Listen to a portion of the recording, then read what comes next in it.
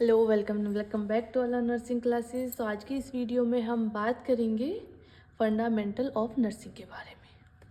ठीक है, जो कि काफ़ी इंपॉर्टेंट सब्जेक्ट है और नॉर्सेट में इससे बहुत सारे क्वेश्चंस आते हैं। मेजर जो क्वेश्चंस आते हैं वो नॉर्सेट में फंडामेंटल ऑफ नर्सिंग से पूछे जाते हैं। ठीक है, तो अगर आपको कोई भी डाउट रहता है, कोई क्वेरी रहती है, तो आप कमेंट बॉक्स में कमेंट कर दीजिएगा। मैं जल्दी से जल्दी रिप्लाई करने की कोशिश करूँगी। नेक्स्ट वीडियो में आपका डाउट क्लियर कर दूँगी।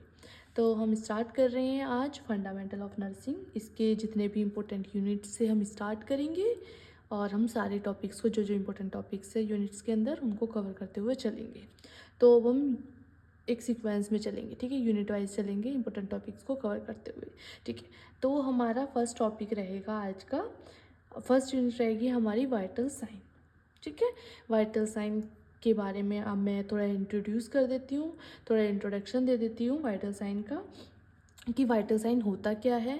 ठीक है, और हम इसके अंदर क्या क्या पढ़ने वाले हैं, इन सब के बारे में हम बात करते हैं। ठीक है, तो सबसे पहले कि वाइटल साइन होता क्या है।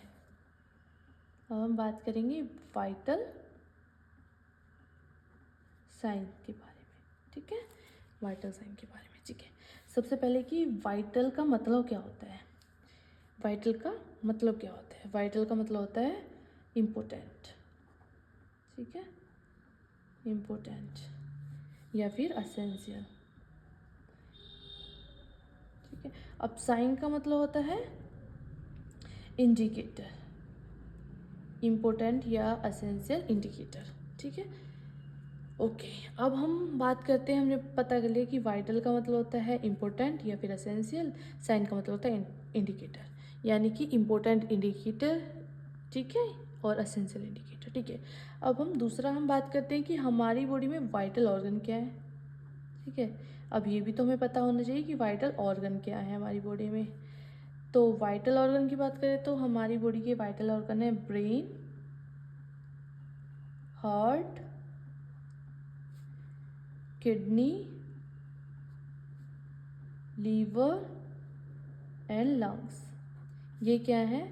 ये पांच है हमारे वाइटल ऑर्गन।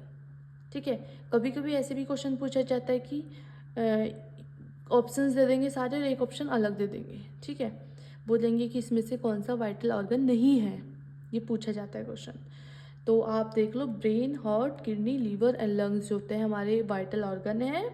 तो ये भी क्वेश्चन पूछा जाता है, तो आप नोट डाउन कर लेना। अगर आपको नहीं पता है तो नोट डाउन करते रहना, जो जो मैं पढ़ाऊँगी उसको नोट डाउन करते रहना आप, और डाउट्स को कमेंट बॉक्स में डाल देना। मैं क्लियर करने की कोशिश करूँगी जल्दी से जल्दी।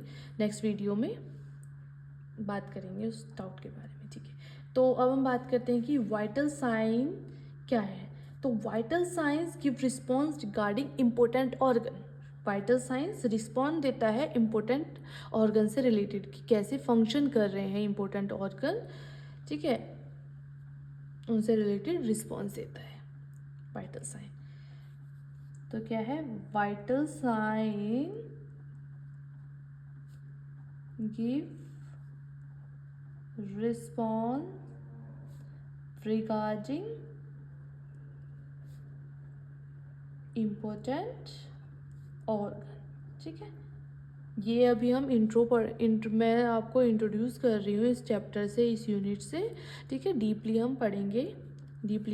पहले मैं इंट्रोडक्शन दे देती हूँ सारा, फिर उसके बाद हम इन सब के बारे में डीप पढ़ेंगे। ठीक है, अच्छे से पढ़ेंगे। ओके, तो ये हमारा हो गया वाइटल साइन क्या है, एक रिस्पॉन्स है जो कि इंपॉर्टेंट ऑर्गन के बारे में ही बता रहा है। ठीक है, vital science give response regarding important organ. ठीक है, अब वाइटल साइन को हम क्या बोलते हैं? वाइटल साइन को हम कार्डिनल साइन भी कहते हैं। क्या कहते हैं? Vital sign also known as cardinal sign. ठीक है, वाइटल साइन को हम कार्डिनल साइन भी कहते हैं। अब ये इंडिकेट क्या करता है? ठीक है, किन किन साइन के बारे में इंडिकेट करता है? सबसे पहले ये टेम्परेचर बताता है। क्या बताता है? TPR-BP। TPR-BP यानी कि temperature, pulse, respiration and BP। ये है, इनके बारे में ये बताता है वाइटल साइन। ठीक है, ओके, ये हो गया। अब काफ़ी बार क्वेश्चन ये भी पूछा गया है कि फिफ्थ वाइटल साइन कौन सा है इन केस पेशेंट अनकॉन्शियस है। क्वेश्चन क्या है हमारा? क्वेश्चन है हमारा fifth vital sign in case of unconscious of patient. अगर पेशेंट अनकॉन्शियस है तो फिफ्थ वाइटल साइन कौन सा होगा? चार तो हमारे ये हो गए, फिफ्थ वाइटल साइन कौन सा होगा? अब मैं ऑप्शन दूंगी, आप मेरे को बताना कि कौन सा फिफ्थ वाइटल साइन होगा। प्यूपिलरी रिएक्शन होगा टू लाइट, या फिर पेन होगा फिफ्थ ऑप्शन, या होगा SpO2, या होगा हमारा बॉडी वेट। तो आप बताइए, वीडियो को पॉज कीजिए और बताइए कि कौन सा फिफ्थ वाइटल साइन होगा अनकॉन्शियस पेशेंट का। अच्छे से देख लो क्वेश्चन क्या है, अनकॉन्शियस पेशेंट का फिफ्थ वाइटल साइन कौन सा होगा? बताइए अब। प्यूपिलरी रिएक्शन होगा, पेन होगा, SpO2 होगा, या बॉडी वेट होगा? ठीक है, तो इसमें हमारा होगा प्यूपिलरी रिएक्शन। प्यूपिलरी रिएक्शन होगा fifth vital sign unconscious patient का। अगर हम अब बात करते हैं, अगर पेशेंट कॉन्शियस है, इफ कॉन्शियस पेशेंट, तो कॉन्शियस पेशेंट में क्या होगा फिफ्थ वाइटल साइन? ठीक है, अब बताइए कौन सा होगा। ऑप्शन यही है, आप बताइए कि फिफ्थ वाइटल साइन कौन सा होगा इसमें से। प्यूपिलर रिएक्शन होगा, पेन होगा, SpO2 होगा, बॉडी वेट होगा। वीडियो को पॉज कीजिए और अच्छे से क्वेश्चन को रीड आउट कीजिए और फिर बताइए कि फिफ्थ वाइटल साइन कौन सा होगा। तो अगर हम पेशेंट कॉन्शियस है तो उसका फिफ्थ वाइटल साइन होगा पेन। क्या होगा? पेन होगा फिफ्थ वाइटल साइन। अब ध्यान रखना, अगर अनकॉन्शियस पेशेंट का आता है कि अनकॉन्शियस पेशेंट का फिफ्थ वाइटल साइन कौन सा है, तो प्यूपिलर रिएक्शन टू लाइट है। अगर आता है कॉन्शियस पेशेंट में फिफ्थ वाइटल साइन कौन सा है, तो वो है पेन। अब प्यूपिलरी रिएक्शन क्या होता है लाइट में, अब हम ये जान लेते हैं कि प्यूपिलरी रिएक्शन कैसा होता है लाइट में। देखो, प्यूपिल कैसे रिएक्ट करता है अगर लाइट होगी? अगर डार्कनेस है, अंधेरा है, तो क्या होगा? प्यूपिल डायलेट होगा। ठीक है, और अगर ब्राइटनेस है तो प्यूपिल जो होता है कॉन्स्ट्रिक्ट हो जाता है। ठीक है, इसमें प्यूपिल जो होता है डायलेट हो जाता है और इसमें सिकुड़ जाता है। ठीक है, आप समझ गए होंगे कि प्यूपिलरी रिएक्शन क्या होता है। ठीक है, अगर डार्कनेस है तो डायलेट होगा, डी से याद कर लेना, डायलेट होगा, और अगर लाइट है यानी कि ब्राइटनेस है तो कॉन्स्ट्रिक्ट होगा। ठीक है, अब आपने ये जान लिया है। अब हम बात करते हैं टेम्परेचर, पल्स, रेस्पिरेशन का। आप इंट्रो पढ़ रहे हैं, अभी हम सिर्फ इंट्रो पढ़ रहे हैं, डीप में आपको नेक्स्ट बताऊंगी अभी। तो हमारा फर्स्ट क्या है? टेम्परेचर। और टेम्परेचर क्या होता है? अब हम बात करते हैं, हमारा है टेम्परेचर। तो टेम्परेचर होता क्या है?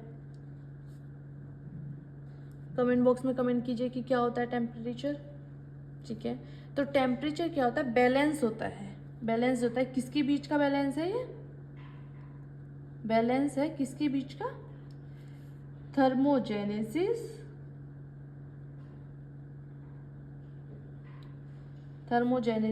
And thermolysis. थर्मोजेनेसिस और थर्मोलाइसिस को जो बैलेंस करता है, जो बैलेंस होता है, उसको बोलते हैं temperature. Balance between thermogenesis and thermolysis. ठीक है, थर्मोजेनेसिस क्या होता है? डाउट तो ये भी है कि थर्मो का मतलब होता है टेम्परेचर, जेनेसिस का मतलब होता है प्रोडक्शन। ठीक है, और थर्मो टेम्परेचर और लाइसिस का मतलब होता है ब्रेक डाउन। एक में बन रही है हीट, एक में टूट रही है। ठीक है, ब्रेक डाउन।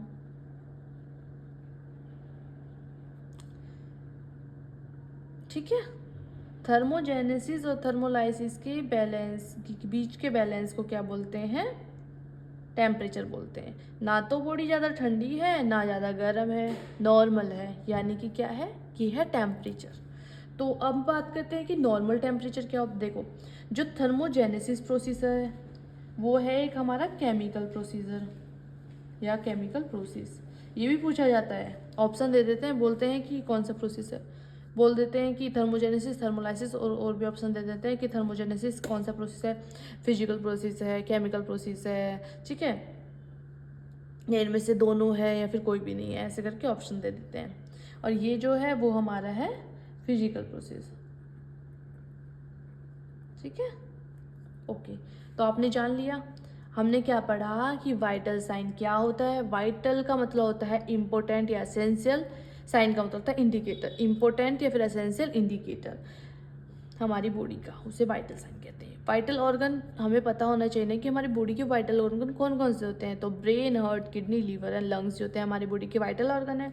बात करते हैं कि वाइटल साइन होता क्या है। वाइटल साइन जो होता है वो रिस्पॉन्ड देता है इंपॉर्टेंट ऑर्गन से रिलेटेड, जो भी हमारी बॉडी के इंपॉर्टेंट ऑर्गन हैं उससे रिलेटेड वो होता है, रिस्पॉन्ड देता है, ठीक है, उसे बोलेंगे वाइटल साइन।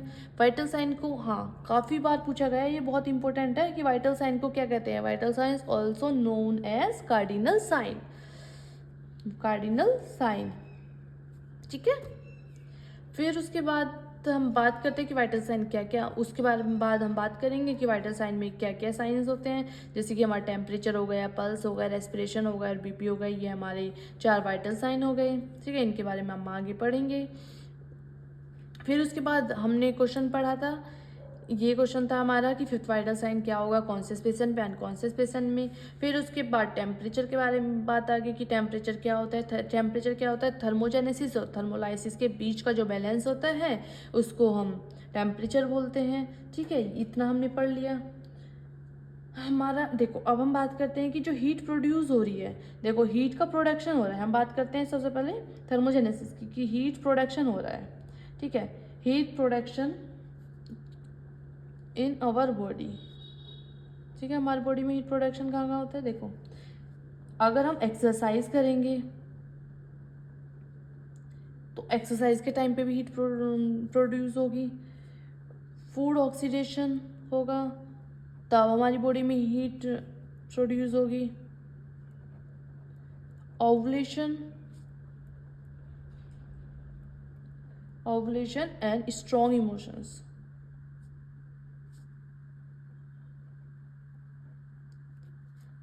हीट प्रोडक्शन कब कब होगी। देखो ओवुलेशन के टाइम पे क्या, तो एक्सरसाइज में हीट ऑक्सीडेशन ऑफ फूड, और ओवुलेशन में क्या होता है, ओवुलेशन के टाइम पे अब डाउट होता है कि ओवुलेशन के टाइम पे हीट क्यों प्रोड्यूस होगी। देखो ओवुलेशन के टाइम पे जो होता है बॉडी टेम्परेचर थोड़ा सा इंक्रीज हो जाता है, बहुत ज़्यादा नहीं, 0.5 से 1 degree Fahrenheit body temperature increase हो जाता है बिकॉज ऑफ प्रोजेस्टेरॉन, प्रोजेस्टेरॉन की वजह से थोड़ा सा बढ़ जाता है जब प्रोजेस्टेरॉन, और जब प्रोजेस्टेरॉन रिलीज होता है तब टेम्परेचर इंक्रीज हो जाता है, लेकिन जब एस्ट्रोजन होता है तब लिटिल बिट डिक्रीज हो जाता है। देखो इंक्रीज स्टार्टिंग में इंक्रीज होता है, फिर थोड़ा सा कम हो जाता है टेम्परेचर, ठीक है। ओके, तो ये हो गया हमारा इसके बारे में, हीट प्रोडक्शन के बारे में, ठीक है। अब हम बात करते हैं कि थर्मोलाइसिस, ठीक है, थर्मोलाइसिस,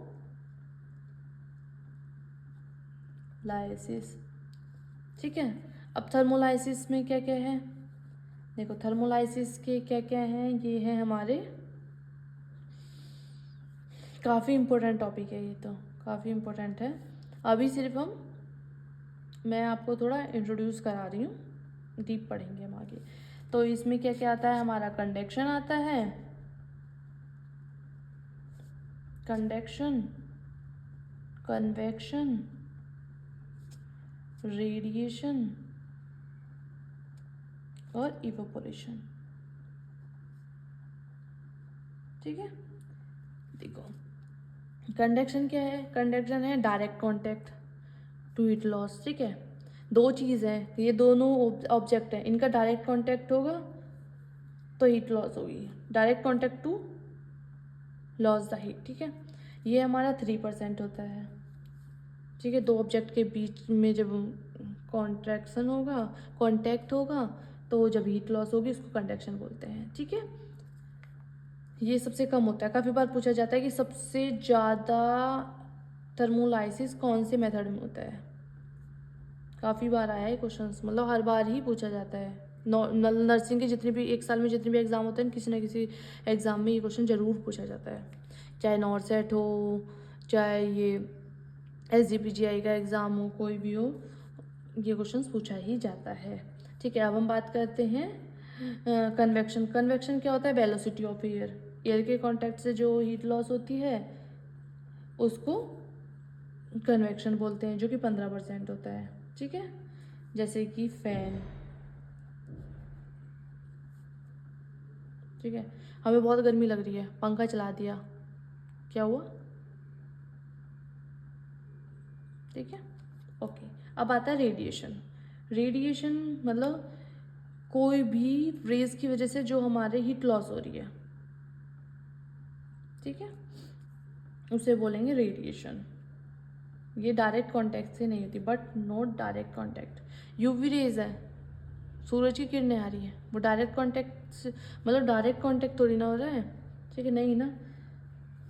तो इसमें कितना होता है? 60% जो हीट लॉस होती है वो होती है रेडिएशन से। ठीक है, ये होती है रेज से, यूवी रेज से। आप पूछ रहे थे रेडिएशन जो है उसमें हीट लॉस कैसे होती है, तो वो होती है यूवी रेज के थ्रू। 60% पूछा जाता है कि मैक्सिमम हीट लॉस किस मेथड से होती है, तो रेडिएशन आएगा 60%। ठीक है, फिर होता है इवेपोरेशन, जो कि 22% है। लिक्विड टू गैस, कोई भी चीज़ लिक्विड से गैस, जैसे कि बर्फ़ है वो पिघल रही है, ठीक है, तो इवेपोरेट हो रहा है। जैसे कि बर्तन है उसमें पानी उबल रहा है, तो आप देखोगे भाप भाप बनती है, ठीक है, तो उसे इवेपोरेशन बोलते हैं। तो ये 22% होता है। ओके, तो ये हो गया हमारा थर्मोलाइसिस के बारे में। टेम्परेचर हमारा हो गया। अब बात करते हैं हम पल्स के बारे में। क्या बारे में बात करेंगे? अब हम बात करेंगे पल्स के बारे में, कि पल्स क्या होता है। ठीक है, पल्स होता है, देखो, पल्स एक अल्टरनेटिव एंड रिदमिक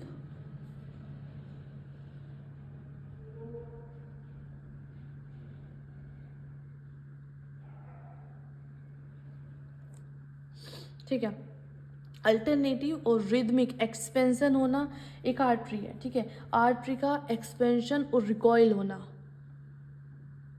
अल्टरनेटिवली या फिर रिदमिक आर्टरी का एक्सपेंशन होना और रिकॉइल होना ही पल्स कहलाएगा। ठीक है, ओके, ये हमारा पल्स हो गया। अब बात करते हैं रेस्पिरेशन का। रेस्पिरेशन क्या होता है? इनहेल करना और एक्सहेल करना एयर को, inhale and exhale of air, क्या कहलाएगा? रेस्पिरेशन कहलाएगा। अब बात करते हैं बीपी की। बीपी क्या होता है? बीपी, मान लो ये आर्टरी है, ठीक है, ये आर्टरी है, इसमें ब्लड फ्लो हो रहा है, ठीक है। अब एक आर्टरी में ब्लड वॉल्यूम का फोर्सफुल, ये जो आर्टरी है उसकी वॉल्व है, ठीक है, अब ब्लड वॉल्यूम का फोर्सली एग्जर्ट होना ही बीपी कहलाता है। क्या कहलाता है? जो फोर्स एग्जर्ट हो रहा है, जो फोर्स एग्जर्ट हो रहा है ब्लड वॉल्यूम के द्वारा आर्टरीज की वॉल्व पे, वो ही क्या कहलाएगा? वो कहलाएगा बीपी। ठीक है, जो ब्लड वॉल्यूम के द्वारा फोर्स एग्जर्ट हो रहा है आर्टरी की वॉल्व पे, जो ये आर्टरी की वॉल्व है इन पे, वो ही क्या कहलाएगा? वो कहलाएगा हमारा बीपी। ये बीपी बात हो गई। अब हम बात करते हैं SpO2 की, कि नॉर्मल SpO2 कितना होता है। नॉर्मल बीपी की बात करें तो 120/80 होता है mm ऑफ Hg, ये हो गए नॉर्मल बीपी। पल्स की बात करें तो 60 से 100 जो होते हैं वो नॉर्मल पल्स होते हैं, ठीक है, बीट पर मिनट। ठीक है, ओके, ये हमारी बात हो गई पल्स, रेस्पिरेशन और बीपी की। अब SpO2 की बात करें तो नॉर्मल SpO2 95 से 100% जो SpO2 होता है नॉर्मल होता है। ठीक है, अब एक क्वेश्चन पूछती हूँ मैं, आप उसका जवाब देना कि अनकॉन्शियस पेशेंट और कोमा वाले पेशेंट में क्या डिफरेंस है। कि कोई पेशेंट अनकॉन्शियस है, एक पेशेंट है, देखो ये एक वार्ड है, ठीक है, इसमें 2 पेशेंट है, एक पेशेंट तो अनकॉन्शियस है और एक पेशेंट कोमा में है। तो इन दोनों के बीच में डिफरेंस क्या है तो दोनों ही अनकॉन्शियस। बताओ, देखो अब मैं बताती हूँ आपको कि अनकॉन्शियस पेशेंट और कोमा वाले पेशेंट दोनों में सेम है और उसमें क्या डिफरेंस है, सेम है या डिफरेंस है कोई, ठीक है बताओ, वीडियो पॉज करो और बताओ, कमेंट बॉक्स में कमेंट करो कि क्या डिफरेंस है इन दोनों में। चलो अब हम बात करते हैं कि जो अनकॉन्शियस पेशेंट है वो हमारे माइंड की वो स्टेट है जो कि कुछ घंटे के लिए, कुछ मिनट के लिए और कुछ मोमेंट के लिए रहती है, ठीक है, वो अनकॉन्शियस है। लेकिन कोमा एक ऐसी स्टेट है अनकॉन्शियसनेस की जो तो कुछ दिन के लिए हो सकती है, कुछ मंथ्स के लिए हो सकती है या फिर कुछ ईयर्स के लिए भी हो सकती है। देखो जो हमारी कॉन्शियसनेस वाली स्टेट होती है वो तो शॉर्ट टर्म है, ठीक है, शॉर्ट टाइम के लिए होती है, लेकिन जो हमारा कोमा वाला पेशेंट है वो लॉन्ग टाइम के लिए होता है, ठीक है, डिफरेंस समझ आ गया है। अनकॉन्शियस जो है वो कुछ मिनट के लिए, कुछ मूवमेंट के लिए और कुछ घंटों के लिए होता है पेशेंट अनकॉन्शियस। कोमा वाला जो होता है कुछ दिन के लिए, कुछ महीनों के लिए और कुछ सालों के लिए। जो अनकॉन्शियस है, जो सालों के लिए, दिन के लिए और महीनों के लिए अनकॉन्शियस है वो कोमा कहलाएगा, जो कि लॉन्ग टाइम के लिए रहता है, ठीक है। अब हमने पढ़ लिया ये, ठीक है, ओके। अब हम बात करते हैं, जो स्टार्ट करते हैं हम वाइटल साइन के बारे में डीपली, कि वाइटल साइन होता क्या है, ठीक है। अब हम इसके बारे में बात करेंगे अच्छे से, ओके। ये हमने इंट्रो पढ़ लिया था, अब हम बात करते हैं कि वाइटल साइन क्या होता है, ठीक है। वाइटल साइन क्या होता है, एक क्लिनिकल इन्फॉर्मेशन होती है या फिर मेजरमेंट होता है, या तो कोई क्लिनिकल इन्फॉर्मेशन है या फिर मेजरमेंट है जो कि इंडिकेट करता है कि जो हमारे बॉडी के एसेंशियल फंक्शन की स्टेट को बताता है, जो हमारी बॉडी के एसेंशियल फंक्शन है उनकी स्टेट को बताता है, उसे बोलते हैं वाइटल साइन। वाइटल तो एक इम्पोर्टेंट होगा और एसेंशियल हो गया, साइन यानी कि इंडिकेटर या फिर ऑब्जेक्टिव डाटा, ये ऑब्जेक्टिव डाटा है, ऑब्जेक्टिव डाटा और मेजरमेंट, ठीक है। तो ये क्या है, क्लिनिकल साइन क्या है, एक क्लिनिकल इंफॉर्मेशन है, क्लिनिकल इंफॉर्मेशन और मेजरमेंट जो कि इंडिकेट करती है, that indicates the state of essential function, ठीक है, functioning of body. Vital sign क्या है, क्लिनिकल इंफॉर्मेशन है और मेजरमेंट है जो कि इंडिकेट करता है किस चीज़ की स्टेट को, बॉडी के एसेंशियल फंक्शन की स्टेट को, जो कि बता रहा है हमें, उसे बोलेंगे हम वाइटल साइन, ठीक है। अब मैं आपसे क्वेश्चन करूँगी, आप उसका कमेंट बॉक्स में कमेंट करना उस क्वेश्चन का आंसर। ये हमारा क्वेश्चन क्या है, which of the following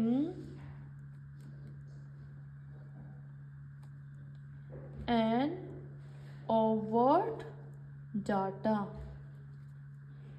except, कौन सा ओवर डाटा है एक को छोड़ के, तो हमारा होगा ईसीजी पैटर्न है, दूसरा RFT है, रीनल फंक्शन टेस्ट रिपोर्ट है, तीसरा या फिर हमारी LFT है, लीवर फंक्शन टेस्ट, या हमारा क्लाइंट डिस्क्रिप्शन ऑफ पेन, ठीक है। अब आप बताइए कि इनमें से कौन सा ओवर डाटा नहीं है, which of the following an over data except, बताइए बताइए मेरे को। वीडियो को पॉज कीजिए और कमेंट बॉक्स में कमेंट कीजिए कि कौन सा है सही आंसर। ठीक है, ओके। तो अब हम बात करते हैं कि सबसे पहले बात आती है कि ओवर डाटा होता क्या है, जिसको ये नहीं पता है कि ओवर डाटा क्या होता है और कॉवर्ट डाटा क्या होता है। इसका सही आंसर क्या है? इसका सही आंसर है हमारा क्लाइंट डिस्क्रिप्शन ऑफ पेन। ठीक है, देखो इसमें क्या पूछा है कि नहीं है, कौन सा ओवर डाटा नहीं है। ये तीनों तो ओवर डाटा ही हैं, लेकिन ये क्या है, क्लाइंट डिस्क्रिप्शन ऑफ पेन क्या है, क्लाइंट अपना दर्द बता रहा है, तो ये हमारा कॉवर्ट डाटा में होगा। देखो अब हम बात करते हैं कि कॉवर्ट डाटा एंड ओवर्ट डाटा। ठीक है, क्या है हमारे, ये है हमारा जो कि काफ़ी इम्पोर्टेंट है, कॉवर्ट डाटा और ओवर डाटा। क्या है ये? जो कॉवर्ट डाटा है उसका मतलब है, और जो ओवर डाटा है उसका मतलब क्या है। कॉवर्ट डाटा का मतलब है कवर्ड, ऐसे याद रख सकते हो, सब्जेक्टिव। सब्जेक्टिव यानी कि जो पेशेंट खुद बता रहा है उसे बोलेंगे कॉवर्ट डाटा। पेशेंट बता रहा है भाई मेरे को दर्द हो रहा है, ठीक है, तो मेरे को भूख लग रही है, मेरे को दर्द हो रहा है, ठीक है, जो पेशेंट खुद बता रहा है, खुद एक्सप्लेन कर रहा है, उसे बोलेंगे हम कॉवर्ट डाटा। लेकिन जो हम ऑब्जर्व कर रहे हैं, ओ मीन्स ऑब्जर्व, यानी कि ऑब्जेक्टिव डाटा। जो हम ऑब्जर्व कर रहे हैं, जो कि ऑब्जेक्टिव डाटा है, जो हम पता कर रहे हैं, उसे बोलेंगे कॉवर्ट डाटा। जो पेशेंट खुद बता रहा है उसे बोलेंगे कॉवर्ट डाटा। काफ़ी बार एग्जाम में आया हुआ है, तो आप अच्छे से नोट डाउन कर लीजिएगा इन सबको कि कॉवर्ट डाटा और ओवर डाटा में क्या डिफरेंस है। इसको हम अच्छे से याद कर सकते हैं। ओ यानी कि ऑब्जर्व, ठीक है, जो हम ऑब्जर्व कर रहे हैं उसे बोलेंगे कॉवर्ट। ओवर डाटा, जो पेशेंट खुद बता रहा है उसे बोलेंगे कॉवर्ट डाटा। ठीक है, ये आपको अच्छे से समझ आ गया। ठीक है, तो अब हम बात करते हैं, हमने पढ़ लिया कि वाइटल साइन क्या होता है। वाइटल साइन जो होता है क्लिनिकल इंफॉर्मेशन होती है या फिर क्लिनिकल मेजरमेंट होता है, जो कि बताता है हमारे असेंशियल बॉडी के एसेंशियल फंक्शनिंग स्टेट को बताता है, उसे ही हम वाइटल साइन बोलेंगे। ठीक है, तो अब हम बात करते हैं, एक और क्वेश्चन मैं पूछती हूँ आपसे, तो आप बताना। हमारा अब ये क्वेश्चन है कि steps of checking vital sign in emergency, कि कोई इमरजेंसी कंडीशन है, ठीक है, कोई भी इमरजेंसी कंडीशन है। कैसी कंडीशन है? इमरजेंसी कंडीशन है, इमरजेंसी कंडीशन है कोई, तो उसमें वाइटल साइंस चेक करने के क्या स्टेप्स होगा, कौन सा स्टेप सही है वाइटल साइंस चेक करने का। अब मैं ऑप्शन डालती हूँ, तो आप मुझे बताना कि कौन सा स्टेप सही है इमरजेंसी के टाइम पे जब हम वाइटल साइंस चेक करेंगे। हम टेम्परेचर, पल्स, रेस्पिरेशन या बीपी चेक करेंगे पहले। हम सबसे पहले रेस्पिरेशन चेक करेंगे, फिर पल्स, फिर टेम्परेचर और फिर बीपी, या फिर हम पहले पल्स चेक करेंगे, रेस्पिरेशन करेंगे, फिर बीपी करेंगे, फिर टेम्परेचर करेंगे, या फिर फोर्थ है हमारा कि हम सबसे पहले टेम्परेचर चेक करेंगे, फिर पल्स चेक करेंगे, फिर बीपी चेक करेंगे और फिर रेस्पिरेशन चेक करेंगे। तो इन चारों ऑप्शंस में से कौन सा ऑप्शन सही है जो कि इमरजेंसी कंडीशन में हम चेक करते हैं, कौन सा स्टेप, किस स्टेप से हम चेक करते हैं इमरजेंसी कंडीशन में, तो बताइए आप। तो कमेंट बॉक्स में कमेंट कर दीजिएगा कौन सा ऑप्शन है जो कि सही है इमरजेंसी कंडीशन में। ठीक है, तो हम बात करते हैं कि जो देखो टेम्परेचर, पल्स, रेस्पिरेशन और बीपी, जो नॉर्मल कॉन्शियस पेशेंट होगा, ये नॉर्मल पेशेंट है और कॉन्शियस है, तो उस टाइम पे हम कैसे चेक करेंगे? टेम्परेचर चेक करेंगे, पल्स चेक करेंगे, रेस्पिरेशन चेक करेंगे, बीपी करेंगे हम नॉर्मल कंडीशंस में। अगर कोई पेशेंट है, ठीक है, न्यूबॉर्न है, तो न्यूबॉर्न पेशेंट में हम क्या चेक करेंगे? सबसे पहले रेस्पिरेशन, फिर पल्स, फिर टेम्परेचर और बीपी, ये हम करेंगे न्यूबॉर्न पेशेंट में। ठीक है, न्यूबॉर्न पेशेंट में हम चेक करेंगे पहले respiration, pulse, temperature and BP, और फिर हम चेक करेंगे अगर कोई इमरजेंसी कंडीशन है तो उसमें हम चेक करेंगे रेस्पिरेशन, पहले पल्स, रेस्पिरेशन, बीपी, टेम्परेचर। ठीक है, तो मैंने आपको बता दिया है कि इसका सही आंसर होगा ये वाला। ओके, तो मैं उम्मीद करती हूँ कि जो आपको मैंने वाइटल साइंस का ये इंट्रोडक्शन जो दिया है वो आपको समझ आ गया होगा। लेकिन इसके बाद अगर आपको कोई भी डाउट रहे तो आप कमेंट बॉक्स में कमेंट कर दीजिएगा। हम नेक्स्ट पार्ट में उसके बारे में डिस्कस करेंगे और जो बाकी का रिमेनिंग है उसको हम नेक्स्ट वीडियो में कवर करेंगे। Bye bye, take care.